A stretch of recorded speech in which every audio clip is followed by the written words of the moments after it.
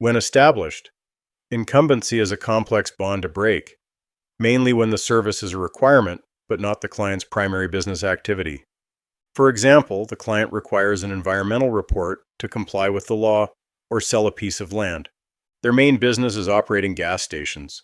The topic of environmental reporting gets little airtime throughout the year as long as the business is compliant.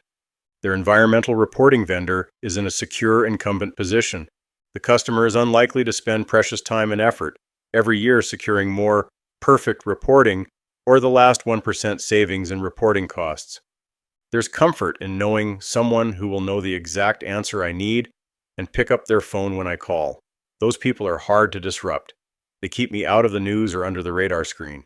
The incumbency effect stems from inertia, an unstated preference for buyers to ignore some purchases because they have other priorities. This inertia keeps customers loyal and makes organic growth challenging. In business-to-business environments, incumbency is prevalent in finance, marketing, engineering, and other know-how-based services. Incumbency is why banks go to great lengths to issue credit cards to college graduates.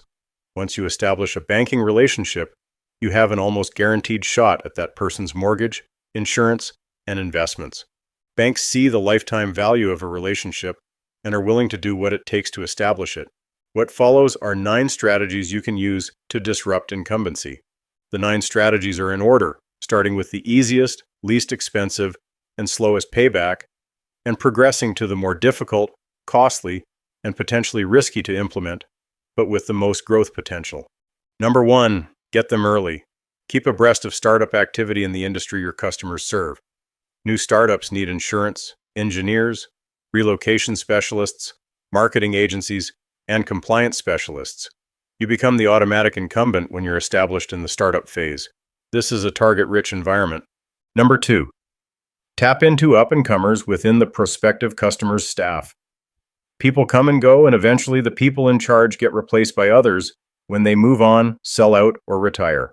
Having relationships with people who are the next in line never hurts. Number 3, ask to be number 2. If you need someone to help when your primary people are stretched, or we're working on another project and could execute your job quickly, we'd like to be your number 2. Call us if you need help, and we'll do our best. This is an excellent opening strategy for those newer to business development, and the buyer sees this as a no-cost concession. When the buyer agrees, it gives the seller a reason to stay in touch and use other strategies on this list. Number 4, key events. Hiring, firing, acquisitions, and projects that create demand and opportunity, as competitive service providers can get stretched when things are good. Number 5, dislodging by added value. Can you build an online diagnostic tool that solves a customer's problem for free? You gain essential marketing data and a reason to follow up. When done right, it's free consulting that pays. But beware, it has to add value. It can't be meaningless information you could get on your own. You need to show your know-how. Other concepts that work are lunch and learns, seminars, and industry event sponsorships, where you can invite guests and give them a VIP experience. Number 6, countering incumbency by being the anti-incumbent. Make it your mission to be the disruptor. Talk about how you urge your customers to shop around, and that we don't want the business because we're the incumbent, but because we're that good. This tactic could work with the right team that is willing to be seen as provocateurs, willing to bring up taboo topics like how incumbents are treated differently. They often don't get offered the best deals, and supposed tripwires like annual reviews may not catch where the customer is overpaying for services or coverage. We encourage our customers to price check us and have competitors review our work. We don't lose customers this way, we strengthen our relationships. Number 7, the one-time extravagant offer. The only way we can demonstrate that we are better, faster, nicer, more wonderful than your current provider is to undertake a project for you. We'll complete this project, and if you're not satisfied, you can discount the invoice to a value you believe is fair.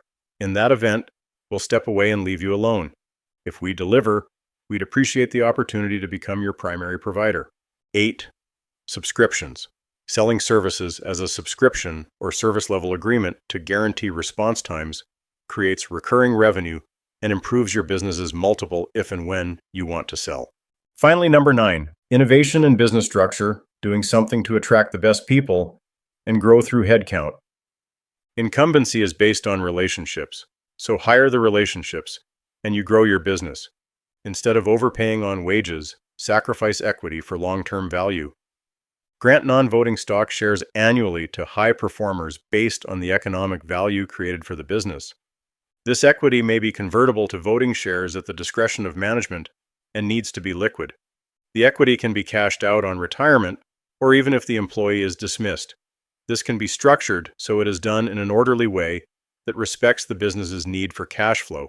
This protects their equity as an investment and gives it more value in the eyes of the employee. Alternatively, you can create an owner's compensation model and use it to attract the top players and grow because you can offer a lower base compensation for a percentage of recurring revenue created. There is a danger with innovation in the business structure that needs to be understood. You can create a cutthroat culture in which the very successful keep all the great accounts when someone else could do a better job.